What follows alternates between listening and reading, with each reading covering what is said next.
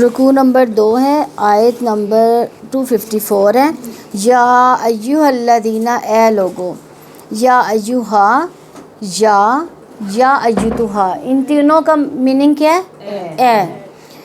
اے الذی، وہ جو، الذین کیا چیز ہے؟ سنگل، واحد نہیں ہے، یہ جمع ہے لیکن یہ حروف موصول ہے، یعنی جیسے حروف موصول وہ ہوتے ہیں نا کہ جن کے بعد آنے والا جو ہے، جب تک کوئی بعد میں جملہ نہیں آتا تو وہ اپنے معنی نہیں دیتا، پہلا جملہ جو اپنے معنی نہیں دیتا، اسی طرح یہ بھی جو ہے اپنے معنی تب تک نہیں دے گا جب تک کہ آگے جملہ نہیں آئے گا، ٹھیک ہے۔ اسم موصول آپ لوگوں نے پڑھا ہی ہوگا اردو میں بھی، اگر یاد ہوں تو، کیونکہ ہم گرامر جب پڑھ کے بھول جاتے ہیں۔ یا ایھا الذین، اے لوگو جو آمنو، ایمان لائے، انفقوا، تم خرچ کرو، مما، اس میں سے جو رزقناکم، رزق دیا ہم نے تمہیں، رزق دیا نا ہم نے کم تمہیں، من قبلی، اس سے پہلے، ان کے یاتیا، آئے، یومن، وہ دن، لا بیع، نہ کوئی تجارت، فیہ، جس میں، ولا، اور نہ، خلۃ، کوئی دوستی، ولا، اور نہ، شفاعت، کوئی سفارش، والکافرون، اور کافر، ہم وہی، الظالمون، ظالم ہے۔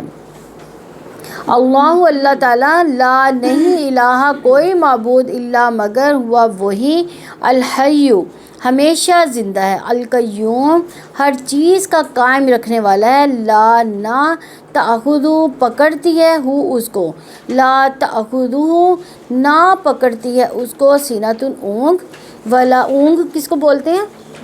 یعنی ہلکی سا جو جھونکا نیند کا ہوتا ہے، ولا، اور نہ، نوم، نیند، لہو، اسی کے لیے ہے، لا، کے لیے، ہو، اسی کے لیے ہے، ما، جو کچھ، فی السماواتی، آسمانوں میں ہے، سما، ان کی جمع، سماوات، آسمانوں میں ہے، وما، اور جو، فی الارض، زمین میں ہے، من، کون ہے، الذی، وہ جو، یشفع، سفارش کر سکے، عندہ، اس کے پاس، الا، مگر، باذنہ، ساتھ اس کے اذن کے، یعلم، وہ جانتا ہے، ما، جو، بین ایدیہم، ان کے آگے ہے، وما، اور جو، خلفہم، ان کے پیچھے ہے، ولا، اور نہیں، یحیطون، وہ احاطہ کر سکتے، بشیء، ساتھ کسی چیز کے، ساتھ شیء، چیز، ساتھ کسی چیز کے، اور یہ کسی کا لفظ کہاں سے آیا ہے؟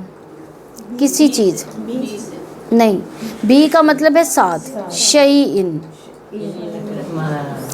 یہ نکرہ ہے اس وجہ سے، ساتھ کسی چیز کے، من علمہ، اس کے علم میں سے، من سے، علم ہی، اس کے علم میں سے، الا، مگر، بما، ساتھ اس کے، جو، شاء، وہ چاہے، وسیع، سموئے ہوئے ہے، کرسیہ، کرسی اس کی، السماواتی، آسمانوں کو، والارض، زمین کو، ولا یعودہ، اور نہیں تھکاتی اسے، حفظہما، حفاظت ان دونوں کی، ان دونوں کا لفظ کہاں سے آ رہا ہے؟ ہما، ہما، ہم، وہ ایک، ہما دو، ہم وہ سب، حفظہما، حفاظت ان دونوں کی، وہو، اور وہ، علی، سب سے بلند، العظیم، سب سے بڑا ہے، لا، نہیں، اکراہ، کوئی زبردستی، فی الدین، دین میں، قد، یقیناً، تبین، صاف، واضح ہوگی، بیان ہوگی، واضح ہوگی، الرشد، ہدایت، من الغی، گمراہی سے، فمن، چنانچہ جو کوئی، یکفر، کفر کرتا ہے، بالطاغوت، باطل معبود کا، ویؤمن، اور وہ ایمان لاتا ہے، باللہ، اللہ تعالیٰ پر، فقط، تو یقینا، استمسک، اس نے تھام لیا، بالعروۃ، کڑا، الوثقی، مضبوط، لا، نہیں، انفصام، ٹوٹنا، لہا، اس کا، واللہ، اور اللہ تعالیٰ، سمیع، سب کچھ سننے والا، علیم، سب کچھ جاننے والا ہے۔ اللہ، اللہ تعالیٰ، ولی، دوست ہے، الذین، ان لوگوں کا، جو، آمنوا، ایمان لائے، یخرجہم، وہ نکال کر لاتا ہے ان کو، یا، وہ، خرج، نکالنا، ہم، ان کو، وہ نکال کر لاتا ہے ان کو، من الظلمات، اندھیروں سے، الی النور، الی، طرف، النور، روشنی، الی النور، روشنی کی طرف، والذین، اور جن لوگوں نے، کفروا، کفر کیا، اولیاؤہم، دوست ان کے، الطاغوت، باطل معبود ہے، یخرجونہم، وہ نکال کر لے جاتے ہیں ان کو، من النور روشنی سے، الی الظلمات تاریکیوں کی طرف، اولئک یہی لوگ اصحاب النار جہنمی ہیں، ہم وہ فیہا اس میں خالدون ہمیشہ رہنے والے ہیں۔ رکوع نمبر 2 کی تفسیر دیکھتے ہیں۔ آیت نمبر 254 ہے، یا ایھا الذین آمنوا انفقوا مما رزقناکم من قبل ان یأتی یوم لا بیع فیہ ولا خلۃ ولا شفاعۃ والکافرون هم الظالمون۔ اے لوگو جو ایمان لائے ہو، اس میں سے خرچ کرو جو ہم نے تمہیں رزق دیا، اس سے پہلے کہ وہ دن آئے جس میں نہ کوئی تجارت ہوگی، نہ کوئی دوستی اور نہ کوئی سفارش، اور کافر ہی ظالم ہے۔ یعنی یہاں پہ خطاب کن لوگوں سے ہے؟ جنہوں نے جو ایمان لے آئے، کس پر؟ اللہ تعالیٰ پر اور اس کے رسولوں کی تصدیق کرنے والے ہیں۔ انفقوا مما رزقناکم، اور اس میں سے خرچ کرو جو ہم نے تمہیں رزق دیا۔ یعنی اللہ تعالیٰ یہ نہیں کہا کہ اپنا جو مال ہے اس میں سے خرچ کرو، جو اللہ تعالیٰ نے ہمیں دی ہے اللہ تعالیٰ اسی میں سے خرچ کرنے کا تقاضا کرتے ہیں۔ اللہ تعالیٰ مومنوں کے ایمان کا تقاضا پورا کرنے کا حکم دیا کہ اس رزق میں سے خرچ کرو جو ہم نے تمہیں دیا، تمہارے دیے ہوئے رزق میں سے ہمارے دیے ہوئے رزق میں سے خرچ کرو۔ یہ اللہ تعالیٰ کا احسان ہے کہ اس نے صدقے کو ہمارے لیے ثواب کا ذریعہ بنا دیا۔ من قبل ان یأتی یوم لا بیع فیہ ولا خلۃ ولا شفاعۃ، اس سے پہلے کہ وہ دن آئے جس میں نہ کوئی تجارت ہوگی، نہ کوئی دوستی اور نہ ہی سفارش۔ اللہ رب العزت نے قیامت کے دن کے لیے خرچ کرنے کا حکم دیا کہ جب انسان کو نیکیوں کی شدید ضرورت ہوگی۔ دنیا میں جب کوئی مصیبت پڑتی ہے تو سب سے پہلے ہم کیا کرتے ہیں؟ کس کی طرف بھاگتے ہیں؟ تجارت کی طرف بھاگتے ہیں نا، تاکہ مال حاصل کریں، تاکہ اس سے کوئی آسانی ہو زندگی میں۔ پھر اس کے بعد کس کے پیچھے بھاگتے ہیں؟ کوئی دوست کی مدد لیتے ہیں یا کوئی سفارش کرواتے ہیں تاکہ ہماری جو ہے آسانی ہو جائے۔ تو وہ کیسا دن ہوگا کہ زمین بھر دولت خرچ کر کے بھی نہ نیکیاں ملیں گی، نہ اللہ تعالیٰ کے عذاب سے نجات ملے گی۔ وہ دن جب نہ کوئی دوست کام آئے گا نہ سفارش، وہ کون سا دن ہوگا؟ قیامت کا دن۔ اس لیے فرمایا اس دن کے آنے سے پہلے صدقہ کر لو۔ ولا شفاع، اور نہ کوئی سفارش قبول ہوگی۔ یہ قرآن حکیم میں ایک جگہ بھی شفاعت کی تائید نہیں ملتی، اس وجہ سے کہ یہودی اور عیسائی جس شفاعت کے قائل تھے، ان کے مطابق یہودیت اور عیسائیت قبول کر لینے کے بعد ہر معصیت اور ہر گناہ جائز ہے، یعنی ہر نافرمانی کا کام جو ہے وہ جائز ہے، بس عیسائی بن جاؤ یا یہودی بن جاؤ۔ قرآن مجید اس قسم کی شفاعت کی نفی کرتا ہے۔ البتہ شفاعت ہوگی ضرور، اللہ تعالیٰ جس کو اذن دیں گے وہ شفاعت کریں گے۔ رسول اللہ صلی اللہ علیہ وسلم بھی پابند صوم و صلات مسلمانوں کی شفاعت کریں گے، یعنی جو نماز اور روزہ رکھتا ہے تو اس کا پابند ہے، تو وہ اسی کی اللہ کے نبی صلی اللہ علیہ وسلم قیامت کے دن شفاعت کریں گے۔ تو آخرت کے دن کائنات کے مالک کی عظمت و جلال کے ظاہر ہونے کا دن ہے، جس دن کوئی سفارش، دوستی، فدیہ یا مدد کام نہیں آئے گی۔ انسان کے شعور کو اس ہولناک دن میں پہنچا کر انفاق کرنے پر ابھارا گیا۔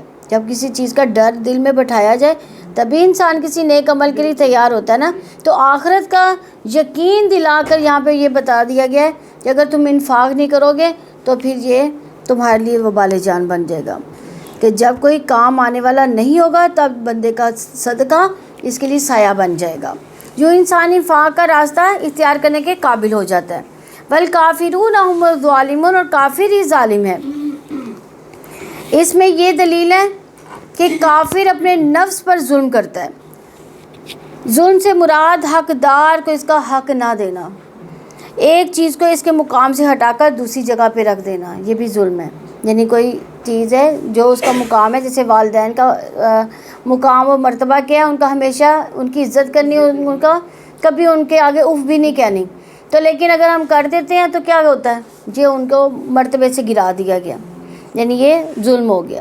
تو کافروں نے اللہ تعالیٰ کا کفر کیا، اپنے جیسی مخلوق کی عبادت کی۔ کافروں نے حلال کی بجائے حرام کو اختیار کر کے ظلم کیا۔ کافر خود بھی ہدایت کے راستے پر نہ چلے، دوسروں کو بھی اس راستے سے روک کر ظلم کیا۔ کافر آخرت کا انکار کر کے دنیا میں منمانی زندگی اختیار کر کے آخرت میں ناکامی مول لے کر اپنے اوپر ظلم کرتا ہے۔ حق یہ ہے کہ کافر ہی ظالم ہے۔ تو انفاق فی سبیل اللہ سے مراد اللہ تعالیٰ کے راستے میں جو مال خرچ کیا جائے، خواہ وہ زکوٰۃ و صدقات و انفاق سبیل اللہ کہلاتا ہے۔ یہ ابن جری کا قول ہے۔ انفاق فی سبیل اللہ سے مراد اپنے مال میں سے اللہ تعالیٰ کے حکم کے مطابق اللہ تعالیٰ کے راستے میں خرچ کرنا۔ انفاق سبیل اللہ میں زکوٰۃ صدقات دونوں شامل ہیں۔ زکوٰۃ کی ادائیگی بھی انفاق ہے، اور اس کے علاوہ اہل و عیال کا نان نفقہ بھی، وہ بھی کس میں آتا ہے؟ انفاق میں آتا ہے۔ اپنی حیثیت کے مطابق نیک کاموں پر مال خرچ کرنا بھی انفاق ہے۔ رسول اللہ صلی اللہ علیہ وسلم کیسے انفاق کیا کرتے تھے؟ سیدنا انس رضی اللہ عنہ کہتے ہیں کہ ایک آدمی نے نبی صلی اللہ علیہ وسلم سے 2 پہاڑوں کے درمیان کی بکریاں مانگی، تو آپ صلی اللہ علیہ وسلم نے انہیں بکریاں عطا ہی کر دی، یعنی جتنی انہوں نے مانگی اتنی ان کو دے دی۔ وہ آدمی اپنی قوم کے پاس آیا، کہنے لگا اے قوم، اسلام قبول کر لو، اللہ کی قسم محمد صلی اللہ علیہ وسلم اس قدر عطا فرماتے ہیں کہ پھر محتاجی کا خوف ہی نہیں رہتا۔ مسلم کی 6021 نمبر حدیث ہے۔ تو انفاق کا مقصد کیا ہے؟ اس کا بنیادی مقصد اپنے رب کو راضی کر کے اپنے دل کی تنگی کو دور کرنا ہے، آخرت کی کامیابی کے لیے کوششیں کرنا ہے۔ انفاق کرنے کا مقصد اسلام کی بقا کے لیے کی جانے والی کوششوں میں حصہ لینا ہے۔ جیسے اگر ہم بہت زیادہ یتیموں، مسکینوں پر یا بے سہاروں پر خرچ کریں گے تو کیا ہوگا؟ ہمارے دل کی تنگی دور ہوگی، اسے ہماری جو آخرت میں ہمیں کامیابی بھی ملے گی۔ جب ہم لوگوں کے لیے آسانی کریں گے تو آخرت میں اللہ تعالیٰ ہمارے لیے آسانی کرے گا۔ تو پھر اس کا مقصد اسلام کی بقا کے لیے بھی کوششیں کرنا ہے، یعنی اگر ہم اسلام کے راستے میں لگاتے ہیں، یعنی اسلامی بکس کسی کو لے دیتے ہیں، یا جو اسلامی کام کر رہے ہیں ان کی مدد کرنے کے لیے پیسے خرچ کرتے ہیں، تو وہ بھی جو ہے یہ بھی انفاق ہے۔ تو اللہ تعالیٰ کے دیے ہوئے علم کی ترویج اور اشاعت کے لیے مال لگا کر ماحول کی اصلاح کے لیے کی جانے والی کوششوں میں اپنا حصہ ڈالنا، یہ بھی انفاق ہے۔ تو رسول اللہ صلی اللہ علیہ وسلم نے بہت بار جو ہے صدقے کی ترغیب دلائی، جیسے کہ فرمایا گیا جب انسان فوت ہو جاتا ہے تو اس کے تمام اعمال منقطع ہو جاتے ہیں سوائے 3 اعمال کے: صدقہ جاریہ یعنی وہ علم جس سے فائدہ اٹھایا جائے، یا صالح اولاد جو اس کے لیے دعا کرے۔ صدقہ جاریہ یعنی کوئی ایسی چیز یہاں پہ لگا دی جائے، یعنی جیسے پانی کا کوئی کنواں کھدوایا جائے تو جتنے ہی لوگ پئیں گے وہ ہمارے لیے صدقہ جاریہ بنتے جائیں گے۔ اور علم جیسے آپ نے کسی کو قرآن لے کر دے دیا، یا کسی کو پڑھا دیا آپ نے تو وہ بعد میں پڑھتا رہا، تو اور صالح اولاد کون سی ہوگی؟ جو نیک، جن کو آپ نے نیک اعمال سکھائے ہوں گے۔ یہ نہیں ہے کہ آپ کی اولاد ہوگی وہ آپ کے لیے صدقہ جاریہ ہوگی، نہیں، جو نیک اولاد ہوگی، جس کو آپ نے نیکی کی ترغیب دلائی ہوگی، جس کو نیکی کے کام سکھائے ہوں گے کرنے کے، ان کے دل ہڈیوں میں ڈالے ہوں گے، وہی نیک اعمال آپ کو پھر بعد میں جو ہے وہ آپ کے کام آئیں گے۔ پھر وہ جو ایسی اولاد جو ہے اپنے ماں باپ کے لیے بعد میں بھی دعائیں کرتی ہے۔ یہ صحیح مسلم کی 4223 نمبر حدیث ہے۔ اسی طرح ایک اور جگہ فرمایا رسول اللہ صلی اللہ علیہ وسلم نے کہ قیامت والے دن کسی بندے کے قدم نہیں ہٹیں گے یہاں تک کہ اس کے 5 چیزوں کی بابت نہ پوچھ لیا جائے، یعنی 5 سوالوں کے جواب دیے بغیر ابن آدم اپنی جگہ سے ہل نہیں سکے گا۔ اس کے ایک سوال اس کی عمر کے متعلق کہ اس نے اسے کن کاموں میں ختم کیا۔ ہم نے تو ایسے ہی، ہم تو کہتے ہیں کہ یہ بس دنیا ہے، ہلا گلا کرو، موج مستی کرو تو بس ٹھیک ہے، لیکن اللہ تعالیٰ نے اس کے بارے میں پوچھنا ہے، یہ کہاں پہ جوانی گزاری تھی۔ اس کے علم کے متعلق اس کے مطابق کیا کیا، یعنی کتنا علم حاصل کیا اور کتنا اس پہ عمل کیا۔ اس کے مال کے بارے میں اس نے کہاں سے کمایا، کہاں خرچ کیا، یعنی مال کہاں سے کمایا گیا، پھر کہاں اس کو خرچ کیا۔ یہ نہیں کہ اپنی ہی عیش و زبائش پہ خرچ کر دیا، اپنے اوپر ہی سارے لگا دیے، فیشل کرا لیے، وہ پلکنگ کرا لی، اور یہ وہ اس طرح کے کاموں میں خرچ کریں گے تو وہ پوچھ گچھ ہے۔ اور اس کے جسم کے بارے میں کہ کن چیزوں میں اسے بوسیدہ کیا، یعنی جسم کو کہاں پہ کھپایا تھا، کیا گھر گرہستی میں ہی کھپا دیا؟ ہم تو کہہ دیں گے کہ ہم نے ہانڈیاں ہی پکا کے جو ہے نا اپنا جسم کھپا دیا، بچوں کو خوش کرنا ہے نا۔ یعنی ہم دیکھیں عورتیں جو ہے صبح سے لے کے جو ناشتہ تیار کرنے بیٹھتی ہیں شام تک وہ کچن میں کام کر رہی ہوتی ہیں، یعنی ان کے کچن کے کام ہی نہیں ختم ہوتے۔ تو آپ یہ دیکھیں کہ کیا ہم یہ کہیں گے کہ ہم نے جسم جو ہے وہ کچن میں گھلا دیا، ہم نے اللہ کے لیے کوئی کام ہی نہیں کیا۔ اللہ کی راہ میں بھی تو کام کرنے ہیں نا، تو کیا کہیں گے کہ ہم نے کوئی کام ہی نہیں کیا؟ یعنی یہ 5 سوالوں کے جواب جو ہے دینے ہی دینے ہیں. کیا اس کی عمر کے متعلق کہ اس نے اسے کن کاموں میں ختم کیا، اس کے ان کے متعلق کہ اس کے مطابق کیا کیا، اس کے مال کے بارے میں کہ اسے کہاں کمایا کہاں خرچ کیا، اس کے جسم کے بارے میں کہ کن چیزوں میں اسے بوسیدہ کیا یعنی کھپایا. علم کتنا حاصل کیا اور کتنا عمل کیا. کن کاموں میں زندگی گزاری، مال کہاں سے کمایا، ہاں جی، کمایا اور خرچ کیا علیحدہ ہے تو. ہاں جی، یعنی کہ حلال کمایا یا حرام کمایا. وہ دو سوال اکٹھے بھی بن رہے ہیں نا. جامعہ ترمذی کی 2417 نمبر حدیث ہے. سیدنا ابن مسعود رضی اللہ عنہ سے روایت ہے کہ رسول اللہ صلی اللہ علیہ وسلم نے فرمایا تم میں سے کون ہے جسے اپنے وارث کا مال اپنے مال سے زیادہ محبوب ہو؟ صحابہ کرام رضوان اللہ نے کہا یا رسول اللہ صلی اللہ علیہ وسلم ہم میں سے ہر شخص کو اپنا مال ہی سب سے زیادہ محبوب ہے. آپ صلی اللہ علیہ وسلم نے فرمایا بس انسان کا مال تو وہی ہے جو اس نے صدقہ خیرات کر کے آگے بھیجا، اس کے وارث کا مال وہ ہے جو وہ پیچھے چھوڑ گیا. تو بخاری کی 6442 نمبر حدیث ہے. اسی طرح فرمایا گیا سیدنا عدا بن حاتم رضی اللہ عنہ سے روایت ہے کہ میں نے رسول اللہ صلی اللہ علیہ وسلم کو فرماتے سنا تم آگ سے بچو اگرچہ کھجور کے ایک ٹکڑے کے صدقے کے ساتھ ہی ہو. بخاری کی 6023 نمبر حدیث ہے. ایک دفعہ نبی صلی اللہ علیہ وسلم نماز کے لیے کھڑے ہوئے تکبیر ہو چکی تھی، لیکن آپ صلی اللہ علیہ وسلم صحابہ کرام رضوان اللہ کو وہی چھوڑ کر گھر تشریف لے گئے. تھوڑی دیر کے بعد آئے، نماز پڑھائی. کسی نے اس بے وقت گھر جانے کی وجہ پوچھی تو نبی صلی اللہ علیہ وسلم نے فرمایا گھر میں ایک سونے کا ٹکڑا پڑا رہ گیا تھا، میں نے خیال کیا کہ ایسا نہ ہو کہ وہ گھر میں پڑا رہے اور میں چل بسوں. بخاری کی 851 نمبر حدیث ہے. تو اسلام کو انفاق کی قیمت پر اختیار کرنے کا مطلب یہ ہے کہ انفاق کرنے والا اسلام سے مخلص ہے، اسلام کے معاملے میں وہ سنجیدہ ہے.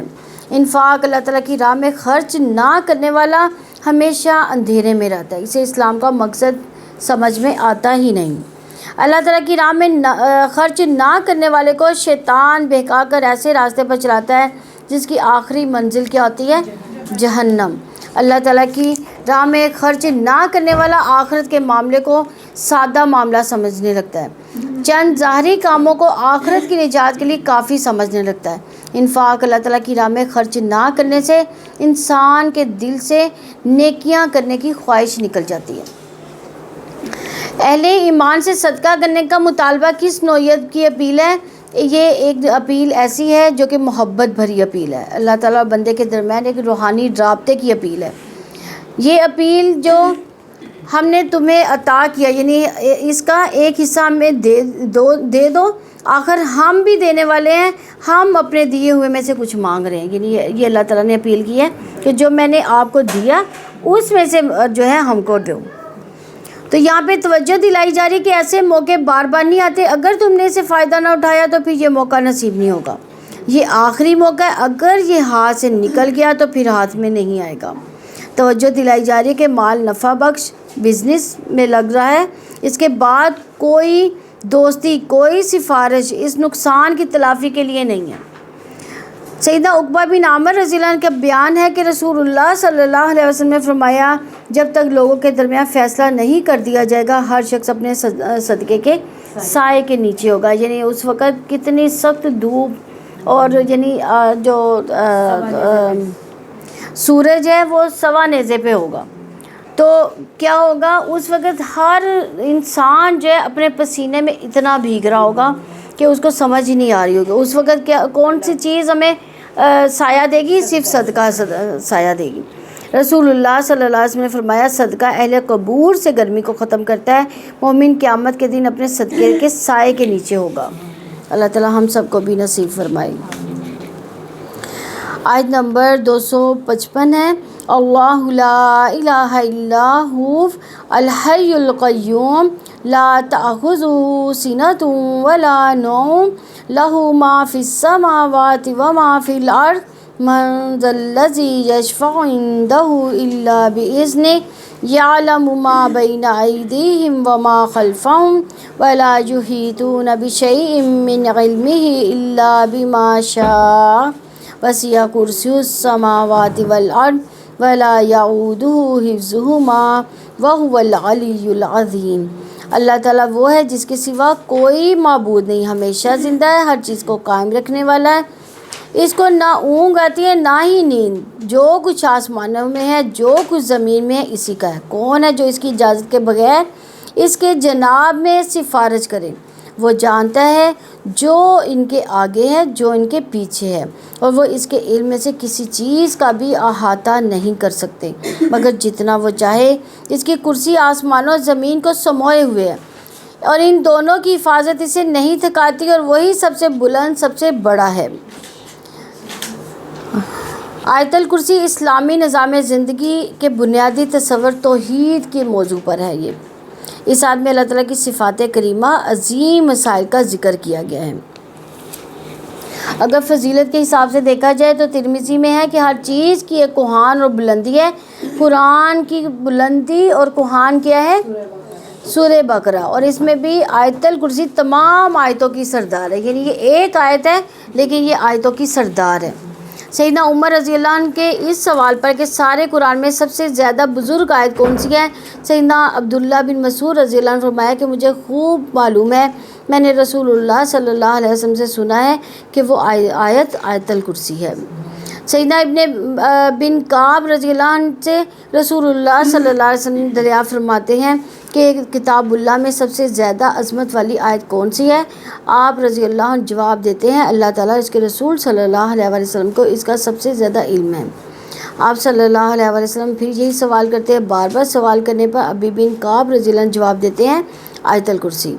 نبی صلی اللہ علیہ وسلم فرماتے ہیں ابو المنذر اللہ تعالیٰ تجھے تیرا علم مبارک کرے، اس اللہ کی قسم جس کے ہاتھ میں میری جان ہے، آیت الکرسی کی زبان ہوگی اور ہونٹ ہوں گے، اور یہ بادشاہ حقیقی کی تقدیس بیان کرے گی اور عرش کے پایہ سے لگی ہوگی۔ مسند احمد کی یہ حدیث ہے۔ تو آیت الکرسی میں اسم اعظم بھی ہے۔ آیت الکرسی پڑھنے سے شیطان دور ہو جاتا ہے۔ رسول اللہ صلی اللہ علیہ وسلم فرماتے ہیں سورہ بقرہ میں ایک آیت ہے جو قرآن کریم کی تمام آیتوں کی سردار ہے، جس گھر میں وہ پڑھی جائے گی وہاں سے شیطان بھاگ جاتا ہے، وہ آیت الکرسی ہے۔ سیدنا ابو ہریرہ رضی اللہ عنہ بیان کیا کہ رسول اللہ صلی اللہ علیہ وسلم نے ایک مرتبہ صدقہ فطر کے غلے کی حفاظت پر مجھے مقرر کیا۔ ایک شخص آیا، دونوں ہاتھوں سے غلہ لپ بھر بھر کر لینے لگا۔ میں نے اسے پکڑ لیا اور کہا اب میں تجھے رسول اللہ صلی اللہ علیہ وسلم کی خدمت میں پیش کروں گا۔ پھر انہوں نے آخر تک حدیث بیان کی۔ اس چور نے سیدنا ابو ہریرہ رضی اللہ عنہ سے کہا کہ جب تم اپنے بستر پر سونے کے لیے لیٹنے لگو تو آیت الکرسی پڑھ لیا کرو، اس کی برکت سے اللہ تعالیٰ کی طرف سے تم پر ایک نگہبان مقرر ہو جائے گا اور شیطان تمہارے قریب صبح تک نہیں آ سکے گا۔ نبی صلی اللہ علیہ وسلم نے فرمایا کہ بات اس نے سچی کی اگرچہ وہ جھوٹا ہے۔ وہ اصل میں کون تھا؟ شیطان تھا، جو وہ غلہ لپا بھر بھر کے لے کے جا رہا تھا۔ لیکن نبی صلی اللہ علیہ وسلم نے اس کے بارے میں کیا کہا کہ اسے بات سچی کہی ہے لیکن حالانکہ وہ خود جھوٹا ہے۔ صحیح بخاری کی 3275 نمبر حدیث ہے، نماز کے بعد پڑھنے والے اور جنت کے درمیان صرف موت حائل ہوتی ہے، یعنی اگر ہم نماز کے فوراً بعد آیت الکرسی پڑھتے ہیں تو یہ ہمیں جنت میں صرف ہمیں کیا چیز روکے گی؟ موت۔ جب تک ہماری موت نہیں ہوتی تو ہم جنت میں داخل نہیں ہوں گے، یعنی موت کے آتے ہی جنت ہمیں مل جائے گی انشاءاللہ۔ نماز کے بعد پڑھنے سے آئندہ نماز تک اللہ تعالیٰ کی حفاظت بھی رہتی ہے۔ جو شخص ہر فرض نماز کے بعد آیت الکرسی پڑھ لے اسے جنت میں جانے سے کوئی چیز نہیں روکے گی سوائے موت کے۔ بستر پر لیٹتے وقت آیت الکرسی پڑھنے والے کے ساتھ ایک محافظ فرشتہ مقرر کر دیا جاتا ہے، یہ بخاری کی 2311 نمبر حدیث ہے۔ صبح کے وقت آیت الکرسی پڑھنے والا شام تک، شام کے وقت پڑھنے والا صبح تک شیطان کے شر سے محفوظ رہتا ہے۔ یہ صبح شام کے اذکار میں بھی آیت الکرسی ہے نا۔ تو آیت الکرسی کی اہمیت اگر دیکھی جائے تو آیت الکرسی میں اسلامی زندگی کی بنیاد بننے والے عقائد تصورات کی وضاحت کی گئی ہے۔ جب تک بنیاد ٹھیک نہ ہو عمارت درست نہیں ہو سکتی۔ اسی طرح جب تک انسان کے ذہن میں صحیح عقیدہ نہیں جمتا ہے اس وقت تک زندگی کی اصلاح نہیں ہو سکتی۔ تو آیت الکرسی میں اللہ تعالیٰ کی توحید اور صفات کو نہایت خوبصورتی کے ساتھ اور نزاکت کے ساتھ بیان کیا گیا اور فرمایا کہ جس سے ایک طرف تو رب العزت کی عظمت اور عزت دلوں میں پیدا ہوتی ہے، دوسری طرف تمام شبہات جو اس کے متعلق یہودیوں اور عیسائیوں کے دلوں میں تھے وہ دور ہو جاتے ہیں۔ یہ سراج البیان کی روایت ہے۔ اللہ لا الہ الا ہو، اللہ تعالیٰ وہ ہے جس کے سوا کوئی معبود نہیں، اللہ تعالیٰ معبود برحق ہے، لہٰذا ہر قسم کی عبادت اطاعت کس کی ہے؟ اللہ تعالیٰ کی، کیونکہ وہ تمام صفات کے متصف اور عظیم نعمتیں دینے والا ہے۔ بندے کا حق یہ ہے کہ اپنے رب کا بندہ بن کر رہے، اس کے احکامات کی تعمیل کرتا رہے، اس کے منع کیے ہوئے کاموں سے بچتا رہے۔ اللہ تعالیٰ کے سوا ہر شے باطل ہے، لہٰذا اس کے سوا ہر ایک عبادت باطل ہے، کیونکہ اللہ تعالیٰ کے سوا ہر چیز مخلوق اور ناقص ہے، ہر لحاظ سے محتاج ہے، لہٰذا کسی قسم کی عبادت کا مخلوق حق نہیں رکھتی۔ اس جملے میں نفی اور اثبات ہے۔ نفی اس بات کی ہے کہ اللہ تعالیٰ کے سوا کوئی بھی عبادت کا مستحق نہیں ہے، اور اثبات اس بات کا کہ ہر قسم کی الوہیت عبودیت کا حق کون ہے؟ صرف اور صرف اللہ تعالیٰ۔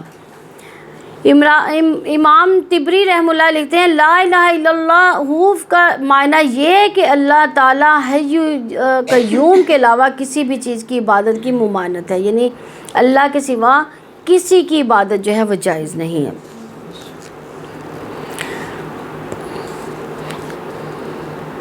اسی طرح ایک آیت میں فرمایا گیا سورہ طٰہٰ کی، اللہ لا الہ الا ہو لہ الاسماء الحسنی، اللہ تعالیٰ وہ ہے جس کے سوا کوئی معبود نہیں، اس کے لیے بہترین نام ہے۔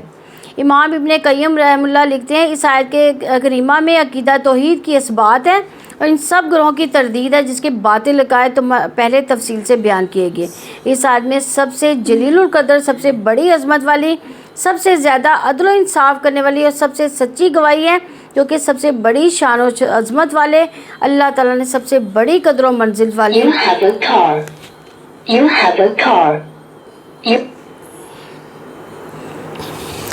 قدر و منزلت والی بات عقیدہ توحید دی ہے۔ رسول اللہ صلی اللہ علیہ وآلہ وسلم نے فرمایا ایمان کی 60 سے کچھ اوپر یا 70 سے کچھ اوپر شاخیں ہیں، ان میں سے سب سے بڑی فضیلت والی لا الہ الا اللہ ہے، شاخ ہے، یعنی یہ بھی ایک شاخ ہے ایمان کی، اور سب سے کم رتبے والی راستے سے اذیت کو ہٹانا ہے، اور حیا ایمان کی ایک شاخ ہے یہ بھی۔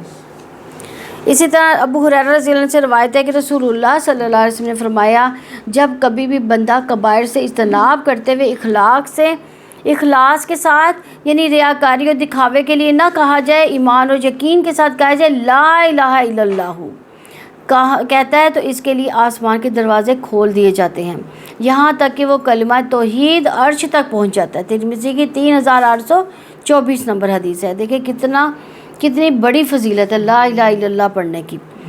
اسی طرح سیدنا جابر بن عبداللہ رضی اللہ عنہ سے روایت ہے کہ میں نے رسول اللہ صلی اللہ علیہ وسلم کو فرماتے سنا سب سے زیادہ فضیلت والا ذکر کیا ہے؟ لا الہ الا اللہ، اور ترمذی کی 3607 نمبر یہ حدیث ہے۔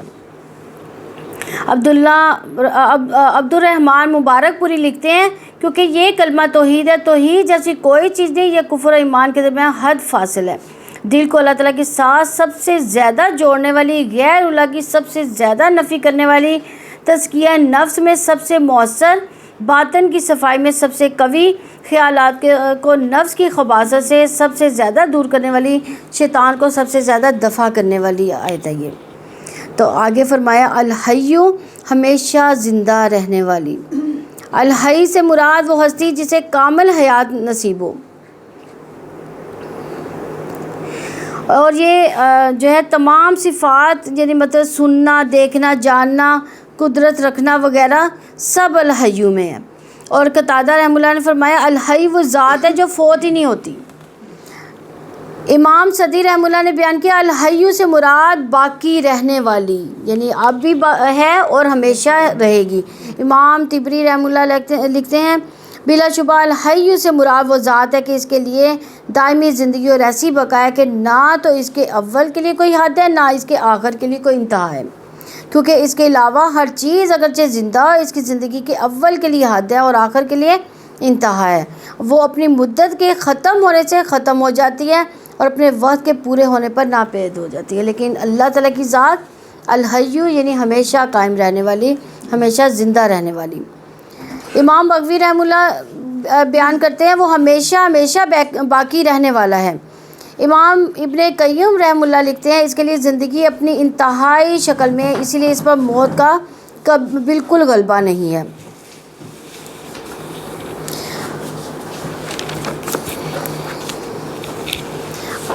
الحی قیوم اللہ تعالیٰ کے اسماء مبارکہ میں سے دو نام ہیں، وہ دونوں اپنے اندر تمام صفات اور افعال کو سموئے ہوئے ہیں۔ نبی صلی اللہ علیہ وسلم کی دعاؤں میں بھی اللہم لک الاسلمت و بک آمنت و علیک توکلت و الیک انبت و بک خاصمت اللہم انی اعوذ بک بعزتک لا الہ الا انت ان تذلنی انت الحی الذی لا یموت والجن والانس یموتون۔ اللہ میں نے تیری فرما برداری کی اور تجھ پر ایمان لایا، تجھ پر بھروسہ کیا، تیری طرف رجوع کیا، تیری ہی مدد سے جہاد کیا۔ یا اللہ میں تیری عزت کے ذریعے پناہ مانگتا ہوں، تیرے سوا کوئی معبود نہیں کہ تم مجھے گمراہ کر دے۔ تو زندہ ہے جسے موت نہیں، اور جن و انس سب مر جائیں گے۔ صحیح بخاری کی 6948 نمبر حدیث ہے اور مسلم کی 6899 نمبر حدیث ہے۔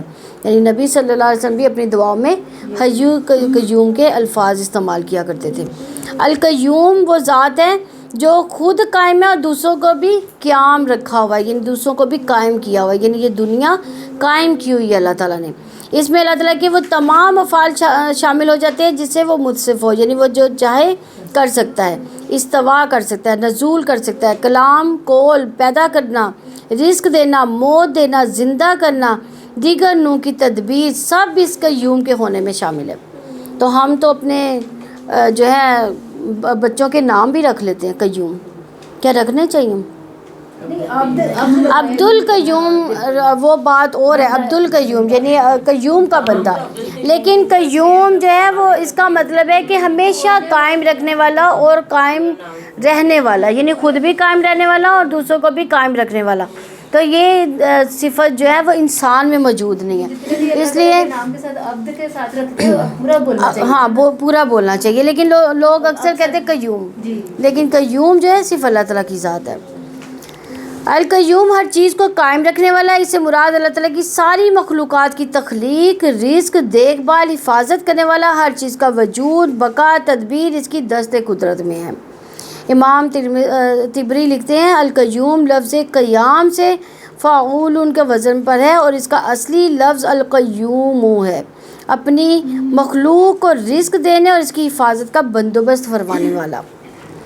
اللہ تعالیٰ بذات خود قائم ہے، اس کا قیام کسی دوسری چیز پر منحصر نہیں ہے۔ قیام ذات کی عزت کا وہی مالک ہے، ہمیشگی اسی کو حاصل ہے، ہر چیز پر قائم، موجود، لازوال، غیر متغیر ہے۔ القیوم میں دو باتیں ہیں، ان میں سے ایک یہ کہ وہ از خود قائم ہے، دوسری یہ کہ پوری کائنات کا قیام اس کے ساتھ ہے۔ وہ دو باتیں ہیں، ایک وہ اپنے سوا ہر کسی سے مستغنی ہے، تمام مخلوق اس کی محتاج ہے۔ القیوم کی صفت والا ہونا بہت بڑی شان اور عظمت والی بات ہے۔ اسی طرح اس صفت والا اللہ تعالیٰ بھی بہت بڑی شان والا ہے، اپنے سوا دیگر سب چیزوں کو قائم رکھنے والا ہے، اس لیے سب موجود چیزیں اس کی محتاج ہیں اور وہ اس سے بے نیاز ہے۔ اس کے حکم کے بغیر ان سب چیزوں کا قیام نہیں، یعنی نہ تو از خود وجود میں آ سکتی ہے کوئی چیز، اور نہ ہی وجود میں آنے کے بعد اپنے تئیں باقی بھی رہ سکتی ہے۔ لا تأخذہ سینۃ ولا نوم، اس کو نہ اونگ آتی ہے نہ نیند۔ اللہ تعالیٰ کی حیات اور قومیت کا ایک مظہر ہے کہ اسے اونگ آتی ہے نہ نیند آتی ہے۔ نہیں، اس کا مطلب ہے کہ اللہ تعالیٰ اونگ، غفلت، نیند، بے خبری اور پوری طرح سے ان چیزوں سے پاک ہے، اسی لیے وہ ہر چیز کا نگہبان ہے۔ جاہلی مذہبوں کے دیوتا نیند سے جھوم بھی جاتے تھے، سونے بھی لگتے تھے، اور اسی غفلت کی حالت میں ان سے طرح طرح کی جو غلطیاں بھی سرزد ہو جاتی تھیں۔ مسیحیوں اور یہودیوں کا بھی یہی عقیدہ ہے کہ حق تعالیٰ نے جب 6 روز میں آسمان و زمین کو بنا ڈالا تو 7ویں دن اسے سستانے اور آرام لینے کے لیے ضرورت پڑ گئی، اور اسلام کا خدا دائم بیدار، غفلت، سستی، تھکن سب سے ماورا خدا ہے یہ، یعنی ان سب چیزوں سے بے نیاز ہے۔ صحیح حدیث میں ہے کہ رسول اللہ صلی اللہ علیہ وسلم نے ایک مرتبہ کھڑے ہو کر صحابہ رضوان اللہ کو 4 باتیں بتائیں۔ اللہ تعالیٰ سوتا نہیں، نہ نیند اس کی ذات کے لائق ہے، وہ ترازو کا محافظ ہے، جس کے لیے چاہے جھکا دے، جس کے لیے چاہے نہ جھکائے، دن کے اعمال رات سے پہلے، رات کے اعمال دن سے پہلے اس کی طرف لے جائے جاتے ہیں، اس کے سامنے نور یا آنکھ کے پردے ہیں، اگر وہ ہٹ جائیں تو اس کے چہرے کی تجلیاں ان تمام چیزوں کو جلا دیں جن تک اس کی نگاہ پہنچے۔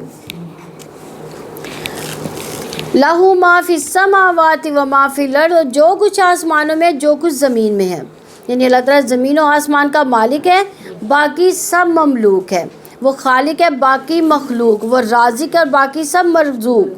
جو کچھ آسمانوں میں جو کچھ زمین میں ہے وہ اسی کا ہے، سورج، چاند، ستارے، فرشتے، آسمان میں موجود ہر چیز، زمین میں موجود ہر چیز اپنی تخلیق، ملکیت، بندگی، تدابیر اور انتظام اور اس کے اعتبار سے تنہا اللہ تعالیٰ کی تدبیریں ہیں اسی ساری، اس میں کوئی اس کا شریک نہیں ہے۔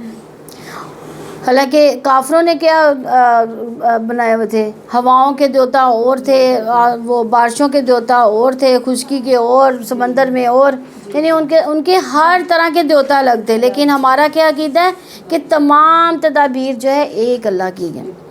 زمین و آسمان میں کسی کو نہ اپنے معاملے میں خود اختیار ہے نہ دوسرے اختیار رکھتے ہیں۔ امام طبری رحمہ اللہ لکھتے ہیں کہ وہ ان تمام چیزوں کے کسی شریک اور مد مقابل کے بغیر مالک اور دیگر تمام معبودان باطلہ کے بغیر خالق ہے۔ اللہ تعالیٰ ہر چیز کا مالک ہے، اس کی ملکیت کسی حد میں محدود نہیں، اس کی ملکیت کسی شرط کے ساتھ مشروط نہیں، اس کی ملکیت میں کوئی اس کا شریک نہیں، اس کی ملکیت کبھی ختم ہونے والی نہیں۔ اس کے عقیدے کا مومن کی زندگی پر گہرا اثر پڑتا ہے کہ وہ شعوری طور پر اپنی ہر چیز کو مالک کی ملکیت سمجھنے لگتا ہے۔ اس عقیدے کی وجہ سے مومن کے دل سے لالچ، حرص، بخل، رات دن جمع کرنے کی فکر ختم ہو جاتی ہے، کیونکہ اللہ تعالیٰ نے پہلے خرچ کرنے کا حکم دیا، ساتھ ہی اللہ تعالیٰ نے اپنے قائم رہنے، زندہ رہنے اور حیو قیوم ہونے کا جو ہے وہ بتایا۔ تو اس عقیدے کی وجہ سے مومن کے اندر صبر پیدا ہوتا ہے، قناعت پیدا ہوتی ہے، اللہ تعالیٰ کی رضا پر راضی ہونے کی صفات پیدا ہو جاتی ہیں، اور وہ فیاض اور سخی ہو جاتا ہے، اس کے دل میں سکون اور اطمینان ہو جاتا ہے کہ کوئی اللہ ہے جو میرے ان تمام اعمال کو دیکھ رہا ہے۔ اس عقیدے کی وجہ سے مومن کے دل میں کسی چیز کے نہ ملنے پر حسرت، جلن یا گھٹن بھی پیدا نہیں ہوتی۔ یعنی ہم کیا کرتے ہیں کہ کسی کو اچھی حالت میں دیکھتے ہیں تو ہمارے دل میں کیا ہوتا ہے کہ حسرت اور جلن پیدا ہوتی ہے، لیکن جب اللہ تعالیٰ کا شعور انسان کو آ جاتا ہے تو وہ حسرت، جلن، بغض وغیرہ سب ختم ہو جاتا ہے، وہ اللہ کی خاطر جیتا ہے اور اللہ کی خاطر ہی وہ مرتا ہے۔ من ذا الذی یشفع عندہ الا باذنہ، کون ہے جو اس کی اجازت کے بغیر اس کی جناب میں سفارش کرے؟ یعنی اللہ تعالیٰ کی عظمت اور جلال اور کبریائی کا بیان ہے کہ روز قیامت کو اس کی اجازت کے بغیر اس کے حضور شفاعت کرنے کی جسارت بھی نہیں کر سکتا۔ رب العزت کا فرمان ہے وَلَا يَشْفَعُونَ إِلَّا لِمَنِ ارْتَضَىٰ، اور وہ سفارش نہیں کرتے مگر اس کے لیے جسے اللہ تعالیٰ پسند کرے۔ سورہ انبیاء کی 28 نمبر آیت ہے۔ کوئی شفاعت نہیں کر سکتا کیونکہ اللہ تعالیٰ شفاعت کا مالک ہے، لیکن جب وہ چاہے گا تو جس بندے پر رحم کرے گا اس کے حق میں اجازت دے گا۔ اجازت ملنے سے پہلے کوئی شفاعت نہیں کر سکے گا۔ اللہ تعالیٰ کی جانب سے شفاعت کی خاطر اجازت کا حاصل ہونا ثابت ہے۔ انسان اللہ تعالیٰ کے دربار میں غلاموں کی طرح کھڑا ہوگا، نہ اپنے مقام سے آگے بڑھ سکے گا، نہ سفارش کی جرت کر سکے گا، الا یہ کہ پیش ہی اس کی اجازت دی گئی۔ اس نے الہی کے بغیر شفاعت کی نفی پر دلالت کرنے والی آیات کے مقابلے میں اس آیت یعنی آیت الکرسی کے حصے سے حاصل ہونے والی بات کہیں درجے زیادہ زوردار ہے۔ امام شوکانی رحمہ اللہ لکھتے ہیں اس میں اس شخص کے لیے انتہا درجے کی ڈانٹ ڈپٹ ہے کہ جو یہ گمان کرتا ہے کہ اللہ تعالیٰ کی اجازت کے بغیر کوئی شخص کسی کو شفاعت کے ذریعے نفع پہنچا سکتا ہے۔ اس میں قبروں کے پجاریوں کے سینوں پر ایسی ضرب کاری لگائی گئی ہے، چہروں پر ایسا زوردار تماچا اور بازوؤں کا اس قدر توڑنا ہے کہ اس کا ٹھیک ٹھیک اندازہ کرنا محال ہے، اس کی انتہا کو پہنچنا ناممکن ہے۔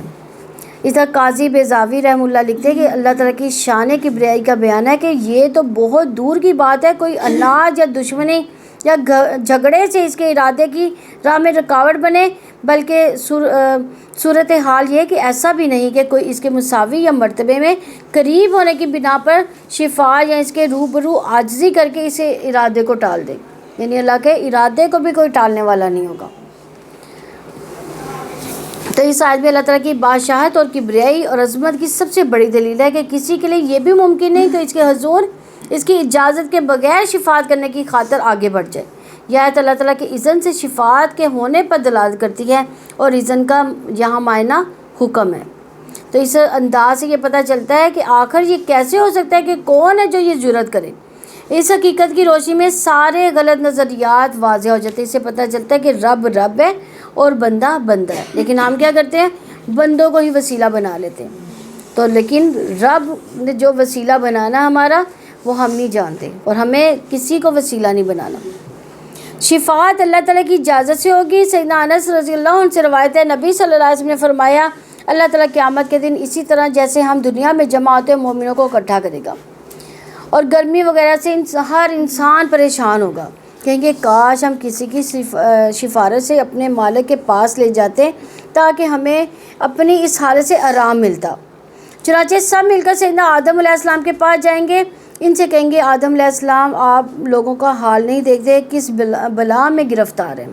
آپ کو اللہ تعالیٰ نے خاص اپنے ہاتھوں سے بنایا، فرشتوں سے سجدہ کرایا، ہر چیز کے نام آپ کو بتائے، کوئی سفارش کیجئے تاکہ ہم کو اس جگہ سے نجات ہو کر آرام ملے۔ کہیں گے میں اس لائق نہیں۔ ان کو وہ گناہ یاد آئے گا جو انہوں نے کیا تھا۔ کیا کیا تھا گناہ؟ آدم کے اور شیطان کے پیچھے لگ گئے، پھل کھایا تھا، انہوں نے ممنوع درخت میں سے کھا لیا تھا۔ مگر تم لوگ ایسا کرو، نوح علیہ السلام پیغمبر کے پاس جاؤ، وہ پہلے پیغمبر ہے جن کو اللہ تعالیٰ نے زمین والوں کی طرف بھیجا تھا۔ آخر وہ لوگ سب نوح علیہ السلام کے پاس آئیں گے، وہ بھی یہی جواب دیں گے کہ میں اس لائق نہیں۔ اپنی خطا جو انہوں نے دنیا میں کی تھی یاد کریں گے، کہیں گے تم لوگ ایسا کرو، ابراہیم علیہ السلام پیغمبر کے پاس جاؤ جو اللہ تعالیٰ کے خلیل ہیں، ان کے پاس جائیں گے، وہ بھی اپنی خطا یاد کریں گے اور کہیں گے میں اس قابل نہیں، تم موسیٰ علیہ السلام پیغمبر کے پاس جاؤ۔ اللہ تعالیٰ ان کو تورات عنایت فرمائی تھی، ان سے بول کر باتیں کی۔ یہ لوگ موسیٰ علیہ السلام کے پاس آئیں گے، وہ بھی کہیں گے میں اس لائق نہیں، اپنی خطا ان کو بھی دنیا میں جو کی تھی ان کو یاد آئے گی، مگر تم ایسا کرو عیسیٰ علیہ السلام پیغمبر کے پاس چلو جائے، یعنی وہ موسیٰ علیہ السلام عیسیٰ علیہ السلام کا کہیں گے۔ وہ اللہ تعالیٰ کے بندے، اس کے رسول، اس کے خاص کلمہ اور خاص روح ہیں۔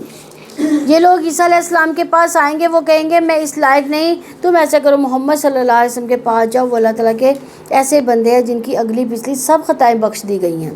آخر یہ سب جمع ہو کر میرے پاس آئیں گے، میں چلوں گا اور اپنے پروردگار کی بارگاہ میں حاضر ہونے کی اجازت مانگوں گا، مجھ کو اجازت مل جائے گی، میں اپنے پروردگار کو دیکھتے ہی سجدے میں گر جاؤں گا، اور جب تک اس کو منظور ہے وہ مجھ کو سجدے میں ہی پڑا رہنے دے گا۔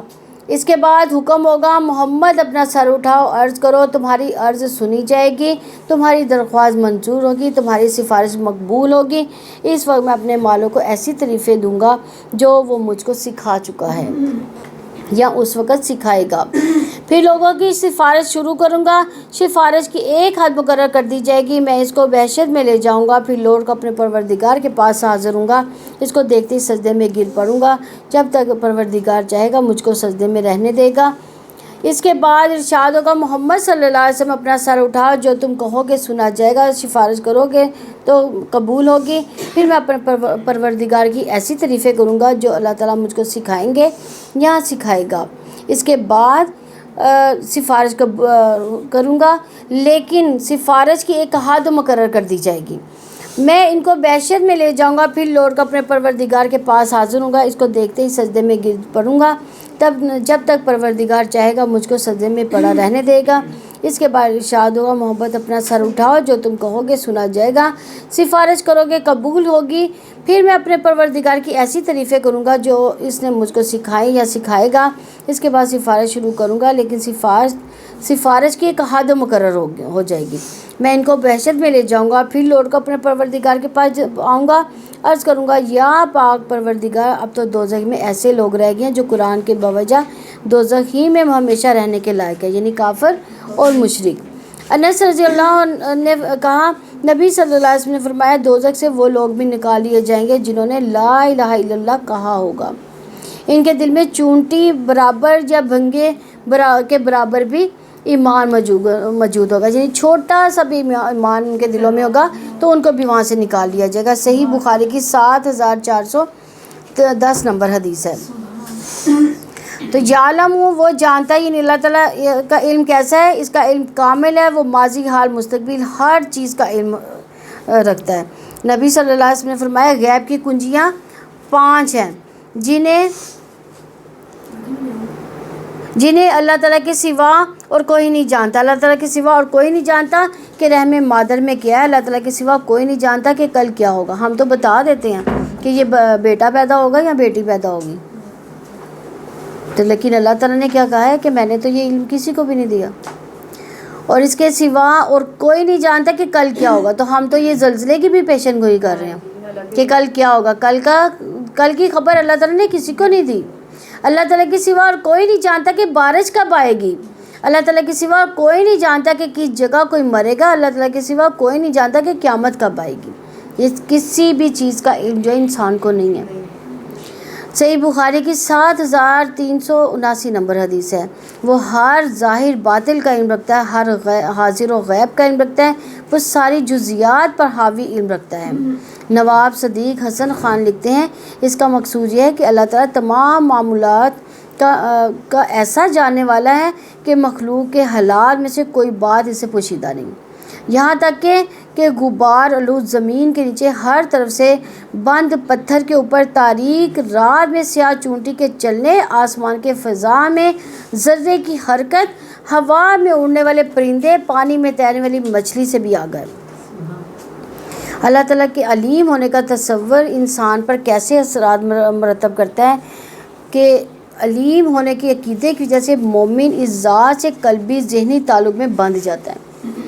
وہ ہر لمحے اللہ تعالیٰ کو خود پر نگران محسوس کرتا ہے۔ کبھی آپ نے محسوس کیا کہ اللہ تعالیٰ ہماری ہر چیز کو دیکھ رہا ہے؟ تو وہ کیا، اگر علیم ہم جان لے کہ علیم کیسا علیم ہے، کہ وہ کیسا نگران ہے، کیسا جاننے والا ہے، تو ہم اپنے اوپر ہر وقت جو ہے اللہ تعالیٰ کی نظروں کو محسوس کریں گے۔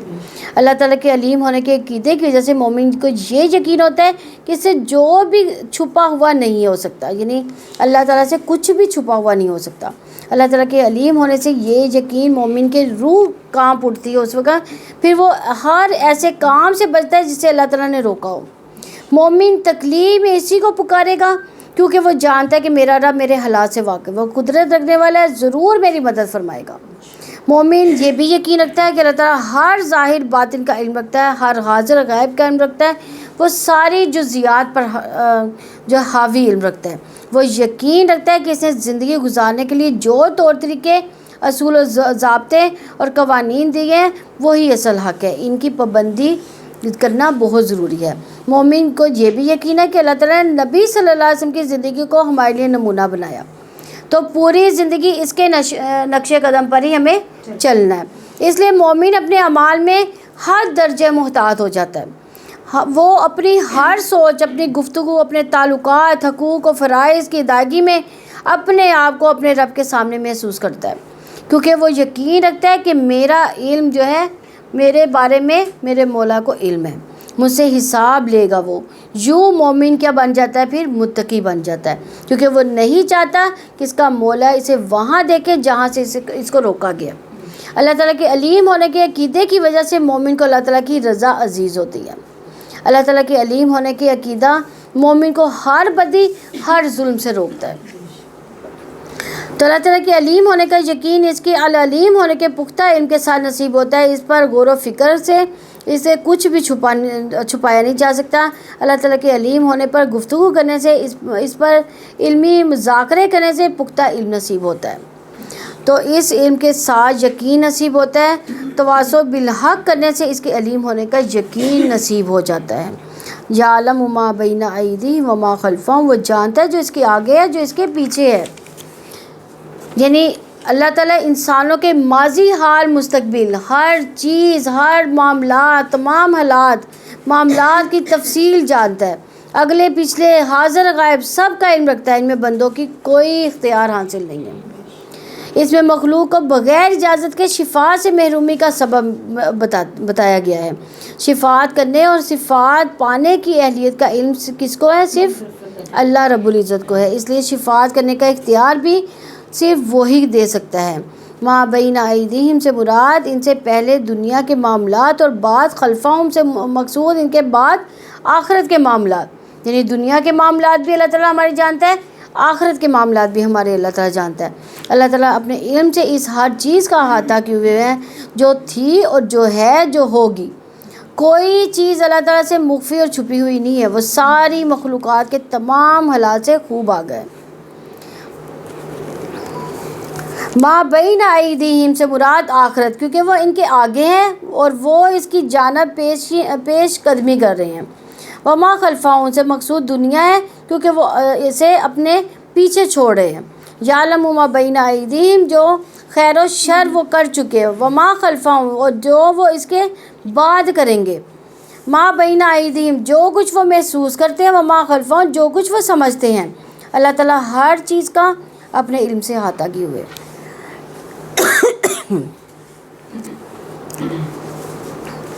تمام مخلوقات کے سب احوال سے خوب آگاہ ہے، کوئی چیز بھی اللہ تعالیٰ سے چھپی ہوئی نہیں ہے۔ وَلَا يُحِيطُونَ بِشَيْءٍ مِّنْ عِلْمِهِ إِلَّا بِمَا شَاءَ، اور وہ اس کے علم میں سے کوئی چیز کا بھی احاطہ نہیں کر سکتے مگر جتنا چاہے، یعنی اللہ تعالیٰ کے علم سے کوئی چیز انسان کو تب ملتی ہے جب وہ خود دینا چاہے۔ اللہ تعالیٰ کی معلومات کے بارے میں کوئی علم نہیں رکھتا، اس کے بارے میں انسان اتنا ہی جانتے ہیں جتنا اس نے خود علم دیا۔ اللہ تعالیٰ کے علم سے کوئی چیز انسان کو تب ملتی ہے جب وہ خود دینا چاہے گا۔ انسان کا علم محدود ہے، اس لیے کوئی بھی اپنے علم سے اللہ تعالیٰ کی اسماء و صفات کا احاطہ نہیں کر سکتا ماسوائے اس کے جو اس نے خود علم دیا۔ کائنات کی ہر چیز کامل اور محیط علم صرف اللہ تعالیٰ کو ہے اور اس کے سوا کسی کو نہیں ہے۔ انسان سے کون سے علوم پوشیدہ رکھے گئے؟ وہ علوم جن کا ہدایت سے براہ راست کوئی تعلق نہیں ہے، وہ علوم جن کا احاطہ انسانی عقل نہیں کر سکتی۔ وسیع کرسی السماوات والارض، اس کی کرسی آسمان و زمین کو سموئے ہوئے ہے۔ کرسی سے مراد اس بارے میں علامہ شوکانی رحمہ اللہ لکھتے ہیں، حقیقی معنی چھوڑ کر کسی دوسرے معنی کی طرف جانے کا کوئی معقول سبب نہیں۔ وسیع سے مراد جیسے امام بغوی بیان کرتے بھر دیا اور احاطہ کیا۔ امام شوکانی نے تحریر کیا سارے آسمان زمین میں ہی سائد میں ہے اور بلا شبہ وہ اس کا احاطہ کرنے میں کوتاہی نہیں کرتے کیونکہ وہ بہت فراغ اور وسیع ہے۔ حافظ ابو بکر بن مردوریہ رضی اللہ عنہ نے سیدنا ابو ذر غفاری رضی اللہ عنہ کے حوالے سے روایت نقل کیا کیونکہ انہوں نے نبی کریم صلی اللہ علیہ وسلم سے کل کرسی کے بارے میں پوچھا تو رسول اللہ صلی اللہ علیہ وسلم نے فرمایا، اس ذات کی قسم جس کے ہاتھ میں میری جان ہے، ساتوں آسمان ساتوں زمین کرسی کے مقابلے میں ایسے ہی ہیں جیسے کہ چٹیلے زمین پر پھینکا ہوا چھلا، اور بلا شبہ عرش کی الکرسی پر برتری جو ہے چٹیل زمین کی اس چھلے پر فوقیت کی مانند ہے، یعنی یہ ساتوں زمین و آسمان اس کرسی کے مقابلے میں ایسے ہے جیسے ایک چھوٹا سا چھلا ہو، یعنی اس طرح سے ہے، یعنی اتنی بڑی کرسی اور وہ رب کتنا بڑا ہوگا۔ کرسی سے مراد جو ہے قدم رکھنے کی جگہ بھی مراد لی جاتی ہے۔ شیخ البانی لکھتے ہیں یہ حدیث وسیع کرسی السماوات والارض کی تفسیر کی غرض سے بیان کی گئی ہے کہ یہ واضح طور پر بیان کرتی ہے کہ الکرسی مخلوقات میں سے عرش کے بعد سب سے بڑی مستقل موجود چیز ہے اور وہ کوئی مانوی چیز نہیں۔ اس میں ان لوگوں کا رد ہے جو ان کی تعویل اور بادشاہت اور وسیع حکمرانی سے کرتے ہیں، جیسے کہ بعض تفسیروں میں ذکر کیا گیا ہے۔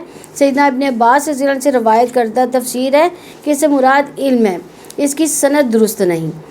شیخ ابن عاشورہ رحمہ اللہ لکھتے ہیں کہ وسیع کرسی السماوات والارض، اس کی کرسی آسمان و زمین کو سموئے ہوئے ہیں۔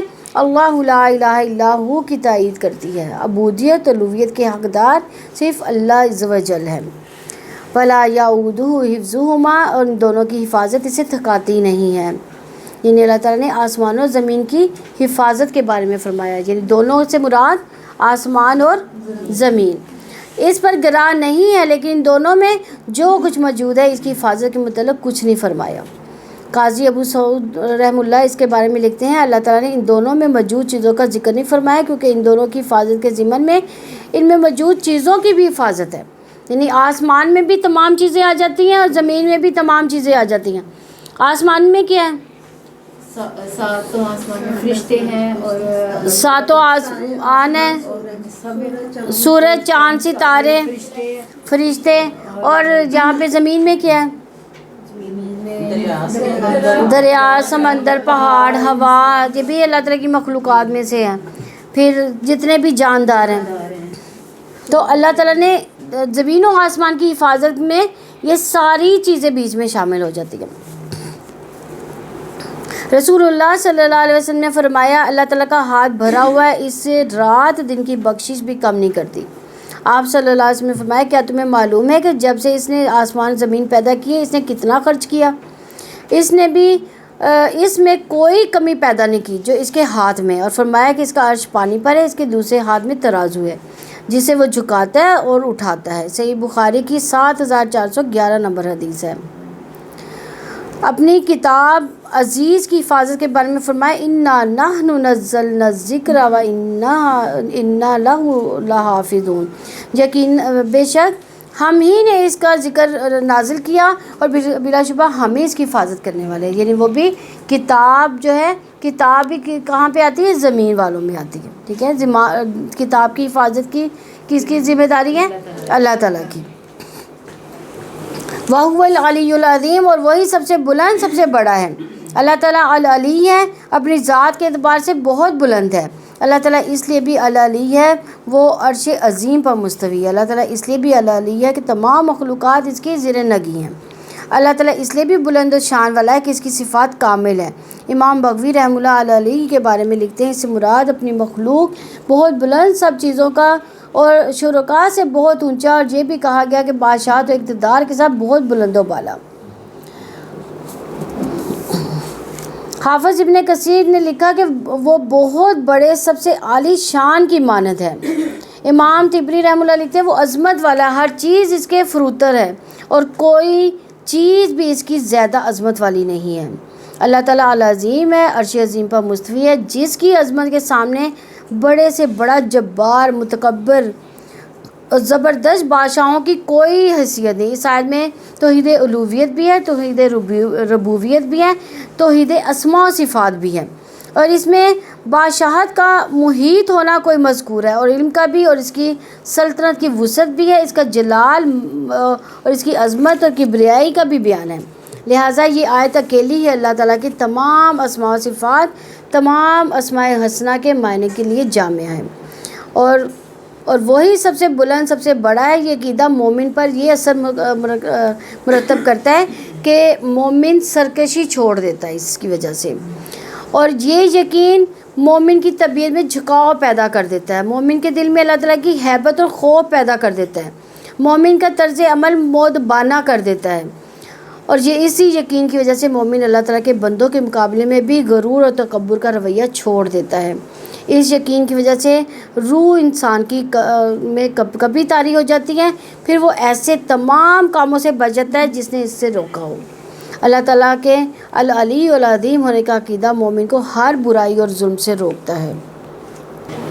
آیت نمبر 256 ہے لا اکراہ فی الدین قد تبین الرشد من الغی ومن یکفر بالطاغوت ویؤمن باللہ فقد استمسک بالعروۃ الوثقی لا انفصام لہا واللہ سمیع علیم. دین میں کوئی زبردستی نہیں ہے، یقیناً ہدایت گمراہی سے صاف واضح ہو چکی. چنانچہ جو باطل معبود کا انکار کرے اور اللہ تعالیٰ پر ایمان لائے اس نے مضبوط کڑا تھام لیا جس نے کبھی ٹوٹنا ہی نہیں، اور اللہ تعالیٰ سب کچھ سننے والا سب کچھ جاننے والا ہے. انصار کے کچھ لوگ یہودی اور عیسائی ہو گئے، بعد میں انہوں نے اسلام قبول کر لیا تو انہوں نے اپنی اولاد کو بھی جو یہودی اور عیسائی ہو چکے تھے زبردستی مسلمان بنانا چاہے. اس پر یہ آیت نازل ہوئی. اسی طرح اس آیت کا شان نزول یہ بھی ہے کہ مدینہ کی مشرکہ عورتیں جب انہیں اولاد نہ ہوتی تھی تو نظر مانتی تھی کہ اب اگر ہمارے ہاں اولاد ہوئی تو اسے یہود بنا دیں گے، یہودیوں کے سپرد کر دیں گے، یعنی اس کا مطلب یہ ہے. تو اسی طرح ان کے بہت سے بچے یہودیوں کے پاس تھے. جب یہ لوگ مسلمان ہوئے تو اللہ تعالیٰ کے دین کے انصار بنے یہودیوں سے جنگ ہوئی، ان کی اندرونی سازشوں فریب کاریوں سے نجات پانے کے لیے سرور رسول علیہ السلام نے یہ حکم نازل فرمایا کہ بنی نذیر کے یہودیوں کو جلا وطن کر دیا جائے۔ اس وقت انصاریوں نے اپنے بچوں جو ان کے پاس تھے ان سے طلب کیے تاکہ انہیں اپنے اثر سے مسلمان بنائے۔ اس پر بھی یہ آیت نازل ہوئی کہ جبر اور زبردستی دین میں نہیں ہے۔ لا اکراہ فی الدین، دین میں کوئی زبردستی نہیں ہے، یعنی دین کو قبول کرنے میں زبردستی نہیں، لیکن دین قبول کرنے کے بعد اطاعت کرنا لازم ہے۔ زبردستی اس کام میں کی جاتی ہے جس کے حقائق واضح نہ ہو یا جو کام انتہائی ناپسندیدہ ہو۔ جیسے آپ لوگ یہاں پہ پڑھنے آئے ہیں، لیکن میں نے آپ کو زبردستی تو نہیں ادھر لا کے بٹھایا نا، لیکن اب جب آ گئے ہو تو پھر رول اپلائی ہوں گے، یعنی جب تک دین میں شامل نہیں ہوئے تب تک زبردستی کوئی نہیں، لیکن جب دین میں شامل ہو گئے تو پھر جو ہے جو اللہ کے احکامات ہیں ان پر عمل کرنا لازم ہے۔ تو اس صراط مستقیم کا تو ہر گوشہ جو ہے اس میں واضح ہے، اس کا چپا چپا روشن ہے۔ کوئی بھی سمجھدار آدمی معمولی سا غور و فکر کرے تو اسے قبول کرنے پر آمادہ ہو جائے گا، لیکن جس کی نیت درست نہ ہو، غلط ارادے ہو، ایسا برزن آدمی حق دے کر بھی باطل کو اختیار کر لیتا ہے، اچھی بات کو دیکھ کر پھر گندی چیز کی طرف مائل ہو جاتا ہے۔ اللہ تعالیٰ کو کوئی ضرورت نہیں کہ اسے دین قبول کرنے پر مجبور کرے، کیونکہ اس کا کوئی فائدہ نہیں، اور زبردستی قبول کرایا گیا ایمان معتبر نہیں۔ اس آیت کا یہ بھی مطلب اس کا مطلب یہ بھی نہیں کہ جو کافر مسلمانوں سے لڑتے ہیں ان کے خلاف جہاد نہ کیا جائے، بلکہ جہاد کرنا فرض ہے۔ یہ تفسیر السعدی کی روایت ہے۔ تو اللہ تعالیٰ نے اس اصول سے دین کے معاملے میں زبردستی مجبور نہیں کیا جائے گا، انسان کو ذمہ دار ٹھہرایا کہ اس سے اس کے اعمال کا حساب لیا جائے گا۔ اللہ تعالیٰ نے انسان کے ارادے، اس کی فکر، شعور کا احترام کیا۔ اللہ تعالیٰ نے اس اصول سے انسان کو عزت دی۔ اللہ تعالیٰ نے اس اصول سے ہدایت و گمراہی اختیار کرنے میں انسان کو آزادی دی ہے۔ سیدنا عمر رضی اللہ عنہ کا غلام اسبق نصرانی تھا، آپ اس پر اسلام پیش کرتے، وہ انکار کرتا، آپ کہہ دیتے کہ خیر تیری مرضی، اسلام جبر سے روکتا ہے، یعنی جبر سے اسلام قبول نہیں کروایا جا سکتا۔ تو قرآن بندے اور رب کے تعلق کے بارے میں واضح کرتا ہے کہ رب بندے پر رحمت کرتا ہے، وہ بندے کے قریب ہے، اس کی سنتا ہے، اس کے حالات جانتا ہے۔ رب بندے کی مدد کرتا ہے، وہ اس کا ایسا سہارا بنتا ہے جو کبھی ٹوٹنے والا نہیں۔ رب بندے سے محبت کرتا ہے، بندہ رب سے محبت کرتا ہے، بندہ رب کا سہارا لیتا ہے اور رب بندے کو تھام لیتا ہے۔ مومن رب کی ٹھنڈی چھاؤں میں زندگی بسر کرتا ہے تو اپنے آپ کو بے آسرا نہیں سمجھتا، بلکہ محفوظ پناہ میں وہ اطمینان محسوس کرتا ہے۔ قد تبین الرشد من الغی، یقیناً ہدایت گمراہی سے صاف واضح ہو چکی، یعنی یہ کہہ کر یہ توجہ دلائی جا رہی ہے کہ ایمان کا راستہ، ہدایت کا راستہ بالکل واضح ہے، لہٰذا انسان کو چاہیے کہ وہ اسے اختیار کرے، اس پر عمل کرے اور اس پر چلے۔ تو اسے یہ توجہ بھی دلائی جا رہی ہے کہ کفر گمراہی ہے، لہٰذا انسان کو چاہیے کہ اس سے نفرت کرے، اس کی طرف نہ جائے۔ تو ہدایت پر کون لوگ ہیں؟ جو طاغوت کا انکار کر اور صرف اللہ تعالیٰ پر ایمان لائے، وہ ہدایت پر ہیں۔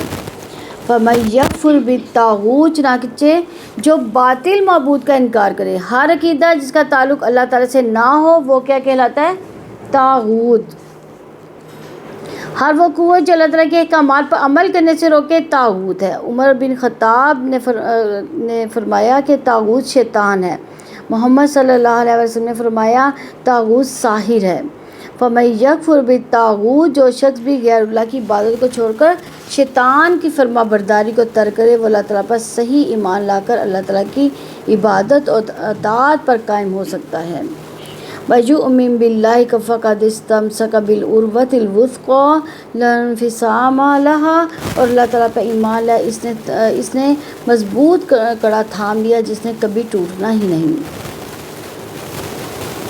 یعنی جو طاغوت کا انکار کر کے اللہ تعالیٰ پر صحیح ایمان لے آئے تو وہ صحیح معنوں میں کیا ہوگا؟ اللہ تعالیٰ کی عبادت اور اطاعت پر قائم رہے گا، اور ایسا پختہ دین اختیار کیا جس کی بنیادیں بھی مضبوط ہیں اور عمارت بھی مضبوط ہے، اور پورے اعتماد سے اس پر قائم بھی رہتا ہے۔ یہ تفسیر السعدی کی روایت ہے۔ سعید بن جبیر رضی اللہ عنہ سے اللہ تعالیٰ کے اس قول فقد استمسک بالعروۃ الوثقی، تو اس نے مضبوط کڑا تھام لیا کے بارے میں کہا لا الہ الا اللہ ہے۔ یہ جامع البیان کی روایت ہے۔ سعدی نے کہا عروۃ الوثقی اسلام ہے۔ سیدنا عبداللہ بن سلام رضی اللہ عنہ کہتے ہیں کہ میں نے نبی صلی اللہ علیہ وسلم کے عہد میں ایک خواب دیکھا جو آپ صلی اللہ علیہ وسلم سے بیان کیا۔ میں نے خواب میں دیکھا کہ گویا میں ایک باغ میں ہوں، اس کی کشادگی اور سرسبزی کی تعریف کی۔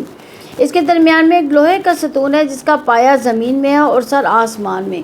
اس کے اوپر کی طرف ایک کڑا لگا ہے، تو مجھے کہا گیا کہ اس کے اوپر چڑھ۔ میں نے کہا میں اتنی طاقت نہیں رکھتا، نہیں چڑھ سکتا۔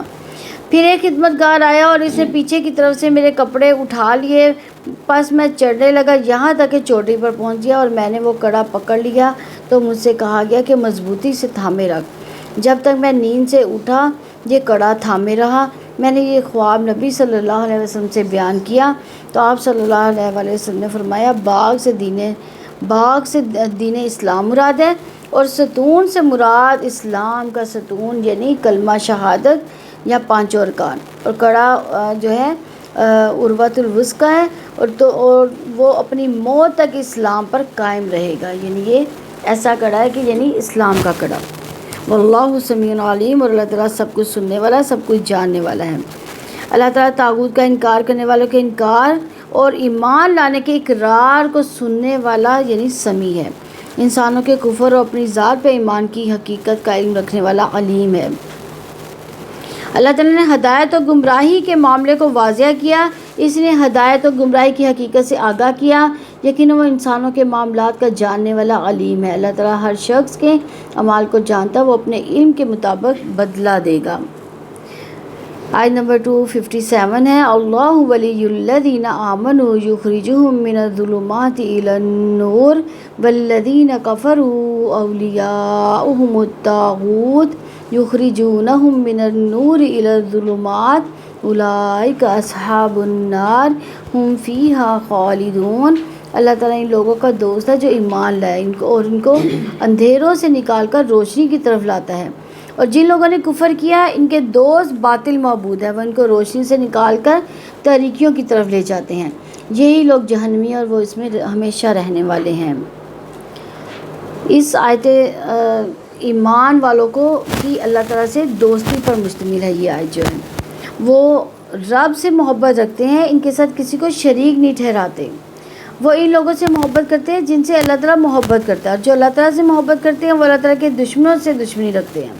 اللہ تعالیٰ انہیں کفر، جہالت، نافرمانیوں کے اندھیرے سے نکال کر ایمان اور علم کی روشنی میں پہنچاتے ہیں، اور اس کے نتیجے میں وہ قبر کے اور حشر کے اندھیروں سے محفوظ رہ کر جنت میں پہنچ جاتے ہیں۔ سیدنا براء رضی اللہ نے بیان کیا کہ احد کے موقع پر ابو سفیان نے کہا حبل بلند رہے۔ نبی صلی اللہ علیہ وسلم نے فرمایا کہ اس کو جواب دو۔ صحابہ رضوان اللہ علیہ نے عرض کیا کہ کیا جواب دیں؟ آپ صلی اللہ علیہ وسلم نے فرمایا کہ کہو اللہ تعالیٰ سب سے بلند اور بزرگ و برتر ہے۔ ابو سفیان نے کہا ہمارے پاس عزا بت ہے، تمہارے پاس کوئی عزا نہیں۔ آپ صلی اللہ علیہ وسلم نے فرمایا اس کا بھی جواب دو۔ صحابہ نے عرض کیا کیا جواب دیں؟ تو آپ صلی اللہ علیہ وسلم نے فرمایا کہ کہو اللہ تعالیٰ ہمارا حامی اور مددگار ہے اور تمہارا کوئی حامی نہیں۔ صحیح بخاری کی 4043 نمبر حدیث ہے۔ یخرجہم من الظلمات، ان کو اندھیروں سے نکالتا ہے، یعنی اللہ تعالیٰ جہالت کی تاریکیوں سے نکال کر کفر سے نکالتے ہیں۔ صحیح حدیث میں ہے تیرے رب کو ان لوگوں پر تعجب ہوتا ہے جو زنجیروں میں جکڑے ہوئے جنت کی طرف گھسیٹے چلے جاتے ہیں، یعنی وہ کفار جو میدان جنگ سے قیدی ہو کر توق اور سلاسل پہنا کر یہاں لائے جاتے ہیں، پھر وہ اسلام قبول کر لیتے ہیں، ان کو ظاہر اور باطن اچھا ہو جاتا ہے، وہ جنت کے لائق بن جاتے ہیں۔ یہ تفسیر ابن کثیر کی روایت ہے۔ علم نور سے مراد روشنی کی طرف یعنی ایمان، اللہ تعالیٰ کے دین کا علم، اس کو روشنی کا نام دیا گیا۔ دونوں ہی نور ہے جن سے انسان دنیا کی زندگی میں اللہ تعالیٰ کے راستے پر چلتا ہے۔ ظلمات یعنی اندھیروں سے مراد گمراہی کی حالت ہے، اور نور سے مراد ہدایت۔ تو اس آیت سے یہ سمجھ آتی ہے کہ گمراہی کے راستے بہت ہیں، جبکہ حق کا کون سا راستہ ہے؟ صرف ایک ہی، وہ بھی ایمان کا راستہ۔ اسی جانب اللہ تعالیٰ کا ارشاد ہے کہ اور بلا شبہ یہی میرا راستہ جو سیدھا ہے، چنانچہ تم اس کی پیروی کرو، دیگر راستوں کی پیروی نہ کرو کہ وہ تمہیں اللہ تعالیٰ کے راستے سے جدا کر دیں گے۔ یہ ہے جس کا اللہ تعالیٰ نے تمہیں تاکیدی حکم دیا تاکہ تم بچ جاؤ۔ تو اللہ تعالیٰ کو ولی بنانے والوں کے لیے لازم ہے کہ وہ اللہ تعالیٰ سے محبت میں اخلاص پیدا کریں، اللہ تعالیٰ کو چھوڑ کر ادھر ادھر نہ بھٹکیں، خود کو اللہ تعالیٰ کی غلامی میں دے دیں، اللہ تعالیٰ پر ہی پھر توکل کریں۔ والذین کفروا اولیاؤہم الطاغوت یخرجونہم من الظلمات الی النور، جن لوگوں نے کفر کیا ان کے دوست باطل معبود ہیں، یعنی جن لوگوں نے کفر کیا سے مراد کے دوست باطل معبود ہیں، یعنی کفر کرنے والوں کے دوست شیاطین ہیں۔ یخرجونہم من الظلمات الی النور، وہ ان کو روشنی سے نکال کر طریقیوں کی طرف لے جاتے ہیں۔ مقاتل بن حیان نے اس آیت کے بارے میں کہا کہ اس سے مراد اہل کتاب ہیں جو محمد صلی اللہ علیہ وسلم کو پہچان گئے کہ وہ رسول اللہ صلی اللہ علیہ وسلم ہیں، کیونکہ وہ اپنی کتابوں میں ان کے بارے میں لکھا ہوا پاتے تھے۔ وہ نبی صلی اللہ علیہ وسلم کی بعثت سے پہلے ان پر ایمان رکھتے تھے، پھر جب اللہ تعالیٰ نے آپ صلی اللہ علیہ وسلم کو مبعوث فرمایا تو انہوں نے کفر کیا۔ یہ ان کا نور سے نکلنا تھا، یعنی محمد صلی اللہ علیہ وسلم پر ایمان لانے سے جن پر وہ پہلے ایمان رکھتے تھے، اور ظلمات سے مراد ان کا کفر۔ اولئک اصحاب النار ہم فیہا خالدون، یہی لوگ جہنمی ہیں، اس میں ہمیشہ رہنے والے ہیں۔ اہل ظلمات جن کے دلوں میں حق کا نور باقی نہ رہا ہو، ان کے لیے وہ گھر ہوگا جن کا ایندھن انسان اور پتھر ہوں گے، اس میں ہمیشہ رہنے والے ہیں۔ الحمدللہ ہمارا دوسرا کمپلیٹ ہوا۔